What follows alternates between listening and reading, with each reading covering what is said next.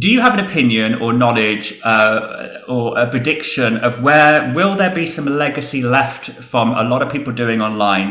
That's a really great question. I have to tell you, I think there is going to be a place for virtual moving forward. It always was there to some extent. The whole on demand was there. But I think through the COVID experience, people have realized, some people, now this all breaks down to your personality, what you need. Some people thrive off in person, but there are a sector of folks, and especially I'm seeing with my clients, who appreciate being home doing the workout. Maybe because of their situation, they don't have childcare consistently, or maybe they didn't want to afford the gym membership anymore, and virtual classes can be a little bit more affordable. And those people are thriving. They're appreciating how convenient it is to now incorporate this sort of working out. I do think that there'll be a hybrid moving forward in the fitness world. There'll still be a place for in person, but I think some people tasted the convenience of being able to do it virtually, and it's going to stick. I really think so. Yeah, it's interesting what you're saying about live and on demand. So one of the things is that, you could argue, well, hey, you can go on to Beachbody, you can go on to Les Mills on demand and have this incredible production value of seeing, and they're going to spend a lot of time and you're paying maybe $10 a month for that. What are you getting? I'm talking on demand, live now. So let's say a live Zoom class that when Natalie is teaching live, what am I getting live that I'm not getting when Natalie is doing on demand?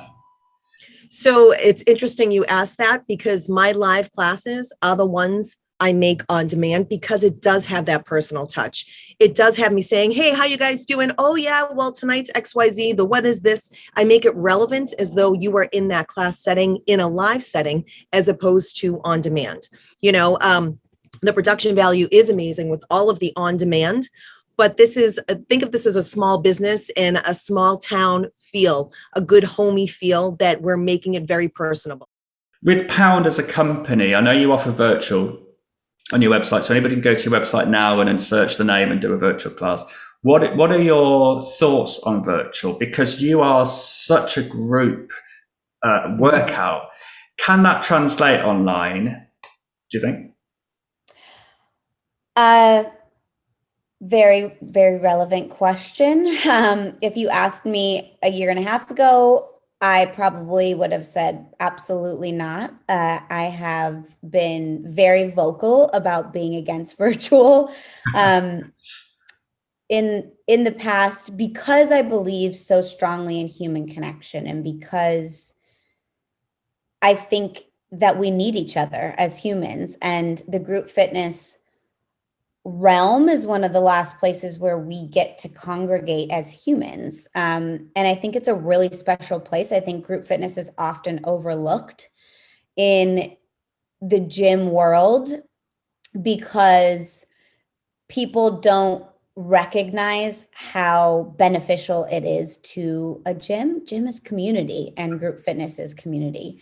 But one of the silver linings of this past year was that we did open up our instructors to teach online. And that was because of COVID and because we were going to do anything to support our instructors. It was survival mode very quickly. And there was no question that we would not do anything in our power to make sure that they felt taken care of in a very, tumultuous time. And I will say that through that experience, both watching our instructors teach online and also doing trainings online, that we saw something really magical happen. And we did see a lot of connection around the world. People are taking classes from Pound Pros in Jakarta that are living in Nashville and New York and LA. And for Pound, that's what we're all about, is that connection.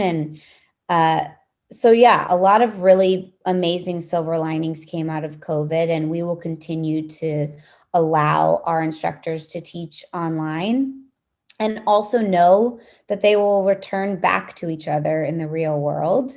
But I think it's nice to have both options so that you can take a class with your neighbor and you can take your class with your other neighbor who lives in, you know, Jakarta or the UK or whatnot? I started to think about doing online. I'd already been doing Fit Club a little bit here and there online, but I needed to get some new equipment. So I bought some lighting. I bought a really nice camera that I have and a Rode mic, some lights over there and other bits. And I just gradually started transforming the studio into, you know, learning new things, learning how to use the equipment. It's like a big learning curve. I had to get a new mic, lovely Shure mic and all those things. So it was kind of slow, and a lot of it was like learning as I went along how to do these things. I mean, the great thing about online is you can offer on demand, but you can also record all your classes and then keep them in an archive so that people can access them anytime. So that's basically what I did. And then I also did a challenge in January, which was a 28-day challenge, the Get Sliced, which people did virtually. And I did a class every day for 28 days, stretching and HIIT and upper body, lower body. So it was good. I got a lot of interest in people consistently showing up. Fantastic. And now I've gone back to the gym, but I'm still continuing to do Rave Club every week, and I've still got my other online clients. Yes, a bit of a blend. That's really interesting, and I think a lot of people are really don't know the answer to this. But you know, we do hear a lot about this movement to the hybrid model. But what I'm interested in is, you know, there's still like millions and millions and millions of people, certainly in the UK, but I'm sure it's probably the same in pretty much every country, that don't work out at all. Do you feel that there is still going to be a place for online, or do you think it was always, I'm talking about live classes now, I'm not talking about Beachbody or Les Mills On Demand or anything like that, the live classes, or do you think it was always second best and that people just couldn't wait to get back to the gym? I think it's really a mix of both. Some people absolutely love online and they want to stay with it. Other people, I actually enjoy getting energy from other people. So I like the in-person model as well. I think it's just great that you can have both options now. So yeah, I think online is here to stay. It's only going to grow bigger and bigger and bigger. There's so many opportunities. But I think there will always be a place for in-person fitness classes.